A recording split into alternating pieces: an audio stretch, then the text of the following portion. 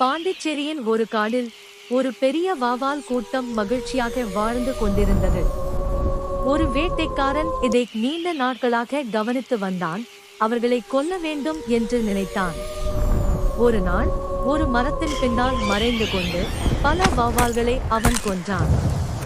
இந்த செய்தியை அறிந்ததும் வௌவால் தேவதை கோபமடைந்து மனிதர்களிடம் பழி வாங்க வேண்டும் என்று எண்ணினாள். அவள் கழுகுகளின் தலைவரை அழைத்து உதவி கேட்டாள். ஆனால் கழுகுகள் வௌவால் கூட்டத்தோடு கடுமையாக போரிட்டு முதல் கட்டத்திலேயே அவர்களை தோற்கடித்தன.